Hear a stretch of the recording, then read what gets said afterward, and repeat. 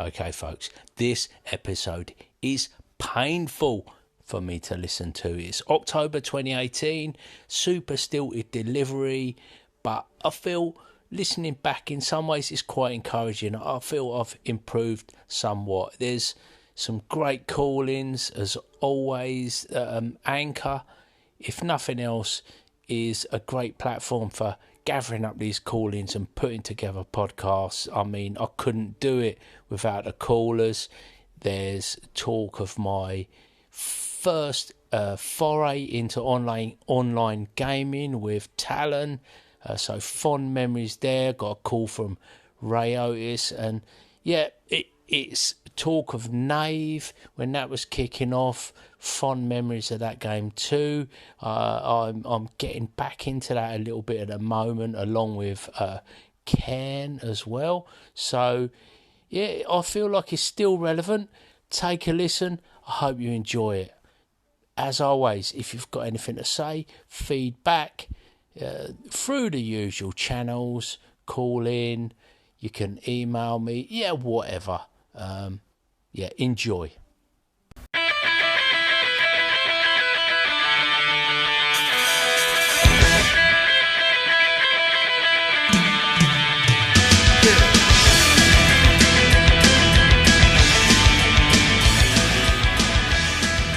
Hello, I'm Colin Green, and you are listening to Spike Pit. Hello folks, I'm Colin Green, it's game night and you're listening to Spike Pit.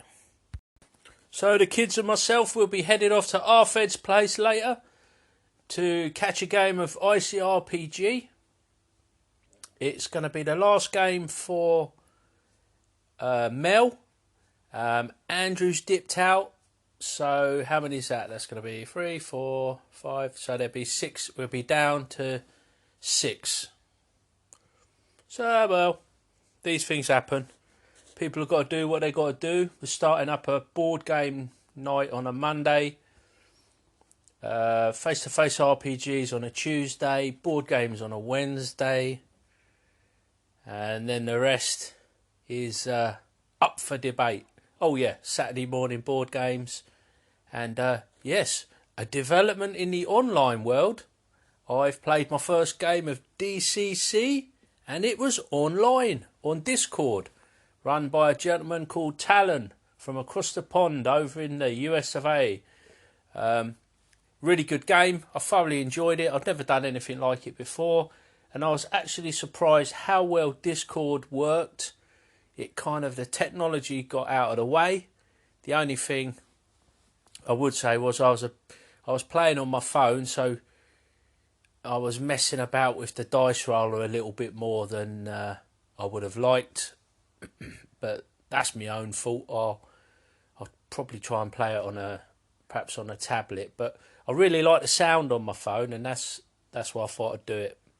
But that was a raging success and a first for me. I'll definitely be checking that out again, maybe the coming Sunday.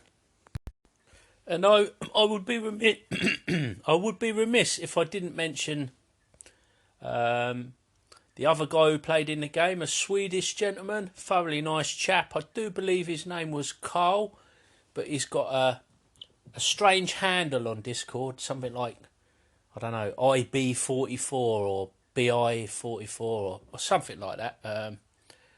I don't fully understand the reference, but it's probably something outside of my geek experience. So thanks guys, awesome. I've been recording quite a few episodes lately, had a bit of a Spike Pit fest over the weekend. I wanted to try out some different ideas, and I had a little bit of a backlog building up, so took the opportunity, had a bit of free time, so recorded the episodes, and I've been getting reasonable feedback, and I've got a few call-ins on the subject of Knave and the question I posed regarding sourcing listeners about this 10 sessions, 10 years, 10 levels type of idea. So we're going to listen to some of those now. Hello, RFED here. Just calling in to the foolish hobbit from the Shire who should stop messing around with his game systems and get on with some old school role playing instead. Seriously, I think the 10 session, 10 years, 10 levels, I think any of those are not a bad idea, but I think trying to do multiples, 2 or 3 of those, is maybe a step too far. I think the idea of keeping to 10 levels or 10 years or just 10 sessions would be a good idea to start with. I think preference would probably be on the 10 sessions because you've got more control of that. You can time it better. Even if you go one session over or finish one session short, it's a realistic sort of time period to stick to, and you can pace it as you need to. So, opening up the discussion, we've got RFED. Regular listeners will know RFED is my brother, and he is ever the cautious one. And I hear his wise counsel, but I am still tempted to push the envelope, and yeah, it could all end in disaster, definitely. I may temper my ambitions and go for perhaps 2 of the 3, but I do want to give it some more thought and see if I can come up with a good way of doing all 3. And I've had additional call-ins and further inspiration to forward my cause. Colin, Larry here. Sounds like with that system you're talking about, like a session per level and then the time period. Don't know how much the time period ties into it, but you may want to check out a game by Rob Schwab called Shadow of the Demon Lord if you haven't already. It kind of goes by a 10 level thing, and it's sort of a level per session, and it's got a whole bunch of stuff that ties into that. So maybe there would be some ideas or something in that system that you could use. But hey, so far, really enjoying your Anchor cast. I think this is the first episode I've caught, but I've heard you on a lot of other ones. Have a good day.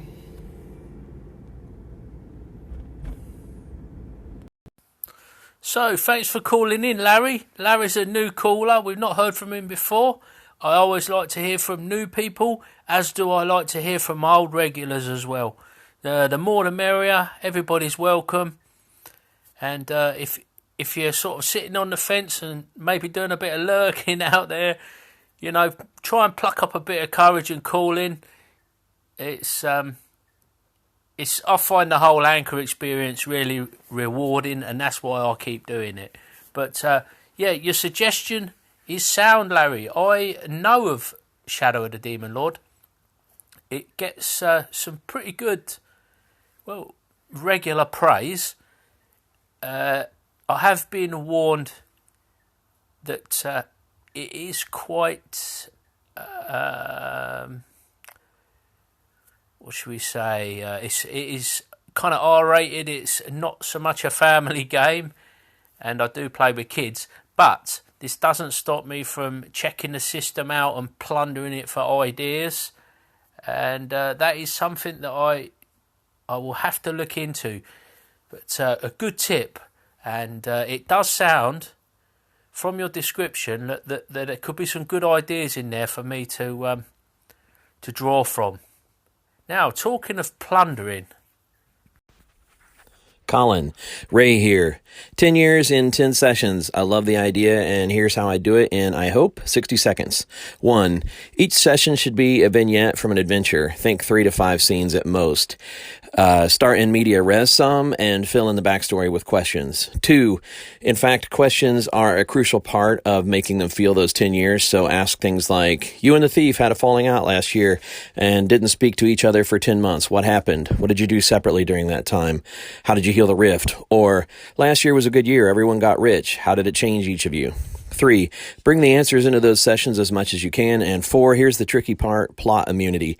They obviously need to survive 10 years, so don't be afraid to bang them up. Lost limbs, resurrections, whatever it takes.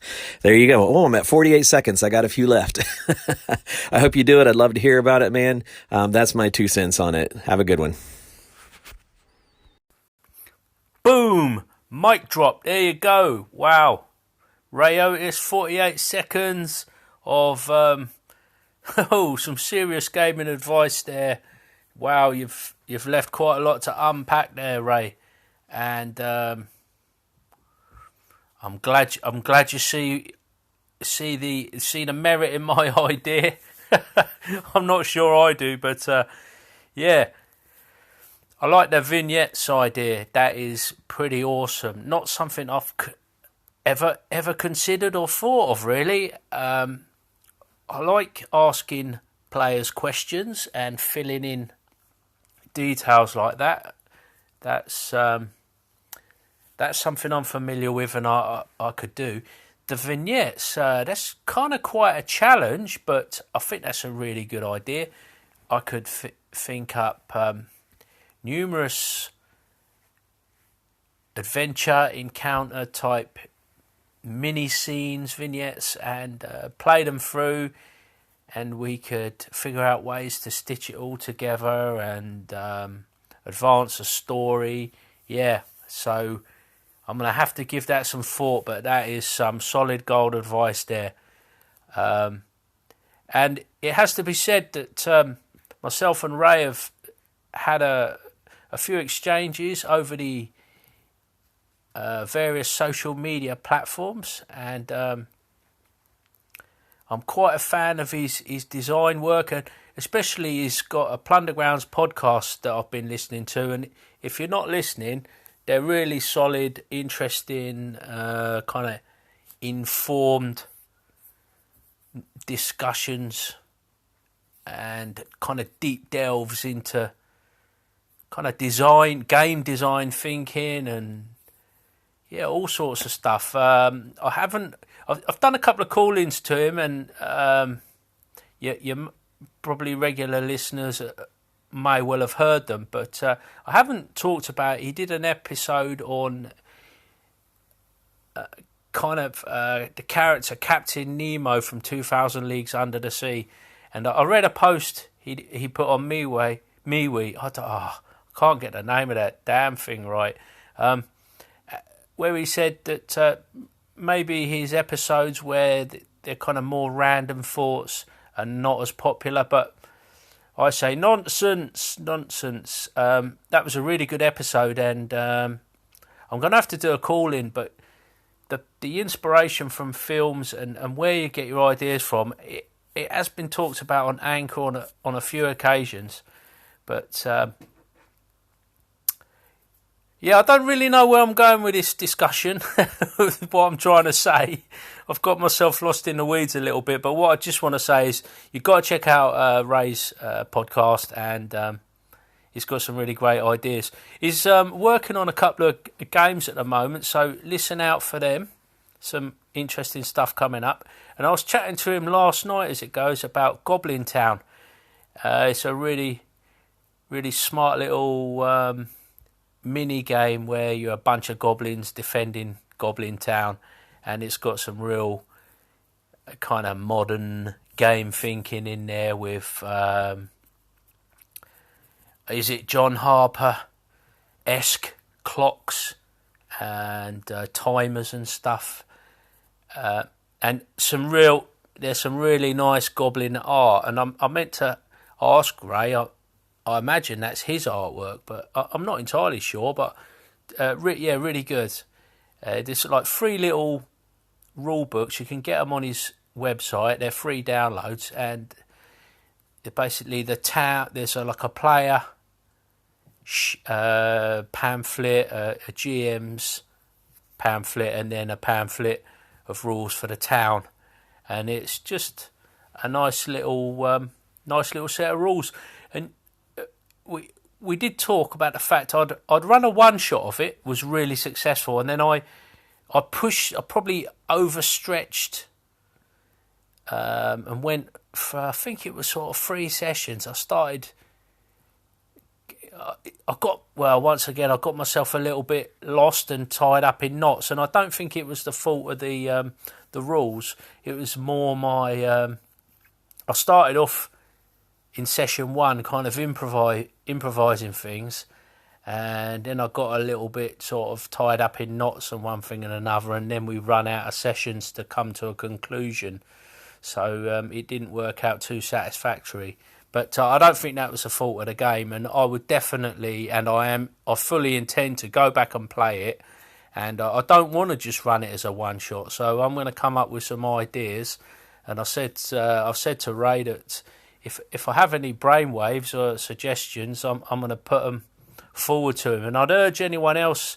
It's quite a good little family game, so the likes of DM Dad and maybe Josh Beckelheimer, you like a lighter game, and maybe Frank T, you guys, Eric as well. Anybody who likes a kind of quick character generation and get into a game fairly fast, Goblin Town's really good for that. And what I'll do is, if people are interested, I might do one of my walkthroughs. I've done a couple of walkthroughs lately. I'd like to do some more because I think potentially they're quite useful. And for some reason, I do get quite a lot of listens, despite the fact that they're a little bit lengthy and sometimes I think perhaps a bit rambly. However, yeah, keep up the good work, Ray. Thanks for calling in, and it's always a pleasure.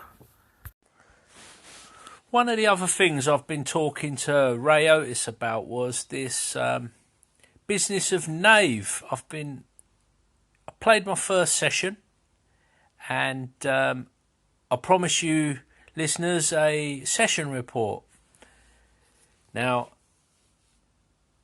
I've done a bit of a session report for Stay Frosty, and it's something I need to think about a little bit more. I'd like for them to be a bit more organised, but as that's not really my nature, I don't know if it's going to happen that way.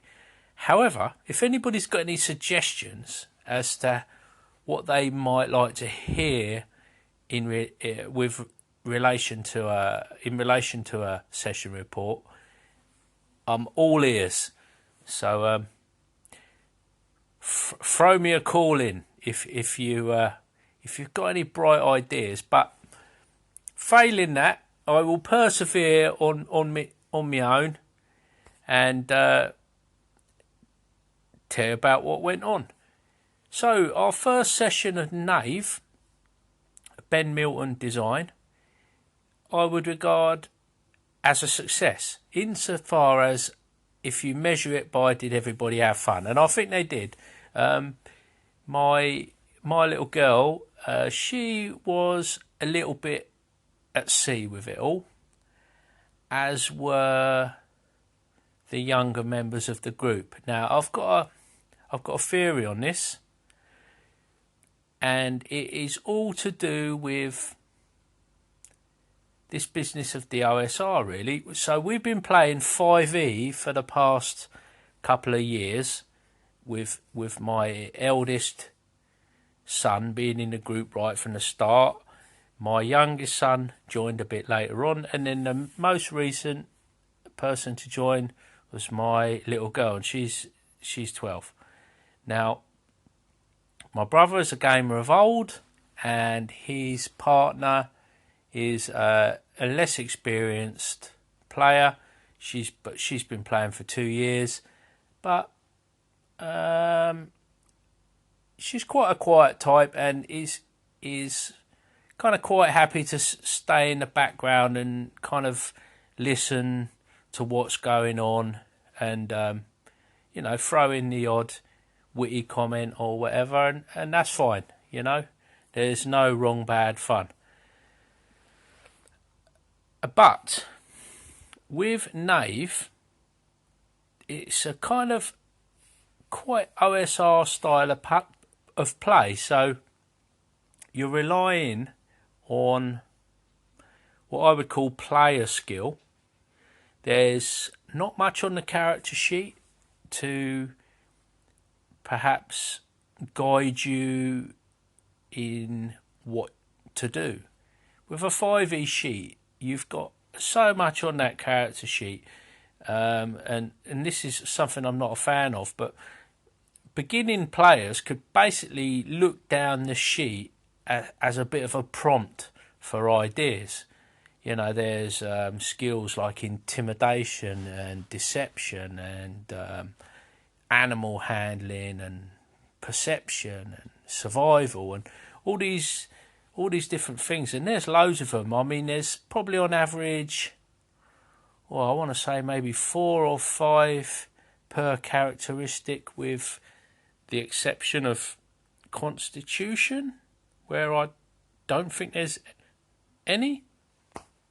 So that's quite a lot. And if you don't know what you're doing, you could kind of glance at them and almost come up with something. And that's basically why I'm not a big fan of it, because I ask people, you know, what do you want to do? And if they're used to like looking at their sheet, you know, I don't know. So unfortunately, I've launched into this game. It was at short notice because one of our players wasn't going to be there. We're playing through RFED's sort of season of DMing. He'll probably run up till Christmas, and then it'll be back to me, then Ricky, and then back to RFED, and we just go around like that. And unless somebody else presents themselves in the meantime, you know, that's how it's going to roll. But I'm quite happy to jump in at any opportunity to run new light systems, one-shots and stuff like that. So I thought, here's the opportunity. I'm going to run Knave. And it did throw a few folk off. Like the other week, I ran a one-shot Stay Frosty, and that threw off the youngsters a little bit. They're just, being that bit younger, I think they're a little bit less experienced and less able to adapt quite so quickly. Or they probably could adapt, but I wonder if they think they're doing something wrong, or they lack a little bit of confidence, perhaps. You know, they're surrounded by some older people, they're the youngsters, and they kind of don't want to do stuff wrong. And to be fair, probably at school and stuff, they're often told, you know, this is the way, that's the way, and everything's quite prescribed and to a syllabus and structured. And I'm trying to do something much more free form and, you know, imaginative. I don't picture them struggling in an art lesson, or like young kids, you give them a paintbrush and paints and they just get on with it. And that's how I'd like my role-playing sessions to be, really. But I don't think they necessarily make that link. They see books and papers and pens and pencils, and I wonder, I haven't spoken to them, and I probably should. I wonder if they almost see it as, without realising, they're making some unconscious connections with the school classroom, and it's perhaps stifling their creativity a little bit. So that's something I'm going to have to look into. But so I lost them a little bit on that. The adventure I run was called The Alchemist's Repose, and the first encounter in it was these kind of sort of sentient plant vines. It's a one-page adventure produced by Ben Milton, and to be fair, there's not a vast amount of guidance on there as to how you're supposed to run it. I think that's entirely deliberate, and I probably should have done a little bit more preparation, if I'm honest. But it was fine, but it was just a bit too hard, and they spent quite a lot of time in this first encounter, and my pacing for the session fell apart. So we only kind of got maybe 65% through the adventure. But like I say, I think everybody had fun. There's these crazy construct creatures with cards, like memory cards, as it were, in their heads, and there's a couple of different types of these constructs, and you can take the cards out and put different cards in.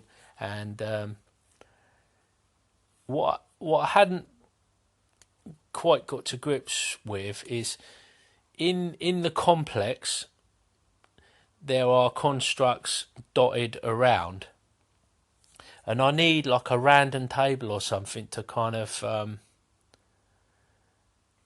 move them around, so that it's like that living dungeon type of feel, because they're just like planted in these rooms, and I don't like that.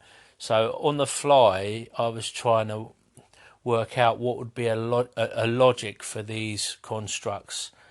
It's a little bit difficult if you haven't seen the adventure, but I think I just needed a couple of little tables and a few more things, just to make it that bit easier for me to run. And I would definitely run it again, because I think there's some good ideas in there, but I need to inject some of my own spin into it. And I'm not a big fan of using other people's adventures at the best of times. Not because I don't like them, I enjoy reading them, but I really need to take something and make it my own before I can run it successfully.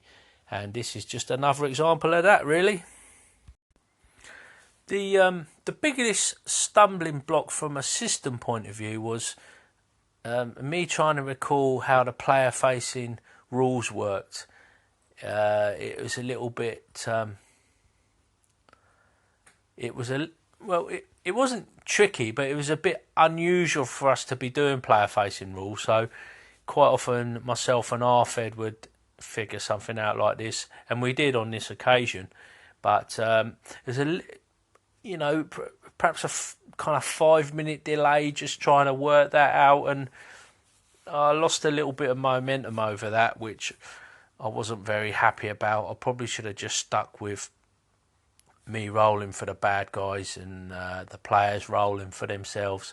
But I was just trying to engage all the features of the rule set a bit more, because if you heard my episode about Stay Frosty, I played that, and probably 70% of the rules I didn't even use. I didn't even get to combat or anything like that. So coming from that into Knave, I was kind of conscious of engaging with the rules a little bit more. So I perhaps went a bit the other way. So I was trying to take on too many rules rather than easing myself into it a little bit. So that's another thing to bear in mind.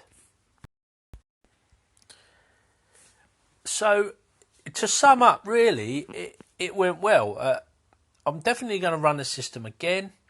It moved along nicely. It was quick and fun to generate the characters.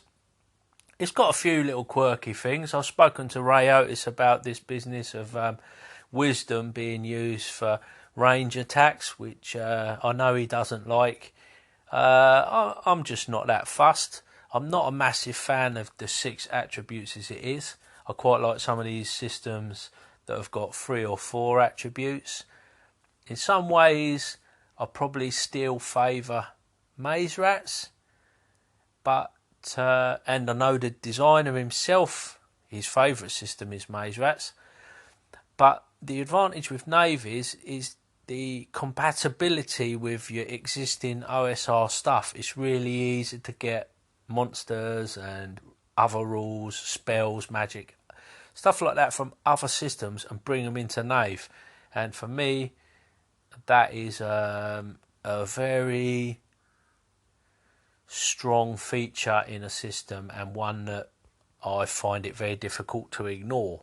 So what I'll probably end up with is this system will just get mashed into my hodgepodge of other systems, and I'll run some Knave, Black Hack, Maze Rats, 5e, BX, Frankenstein of a system, and we'll see how it goes. Okay, so I feel I've rambled on long enough. I wanted to give some closure to my talk about Knave. I'm not totally convinced I have, but I've only played it once, so watch this space. I'm bound to talk about it more in the future. There was some other stuff I wanted to talk about, but I feel that I've rambled on for long enough. And as it is, the episodes are piling up. You're probably all struggling to catch up, so I'm going to leave it at that. Thanks for listening. Thanks everybody for your call-ins, RFED, the new Larry, and Ray Otis. Thanks, guys. Look after yourselves. Catch you later.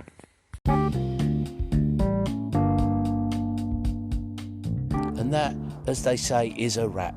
Big thanks to my patrons, the pit crew over on Spike Pit Patreon, and to you, the listener, for taking a bit of time out of your day to listen to old Spike Pit. Take care, and I'll catch you later.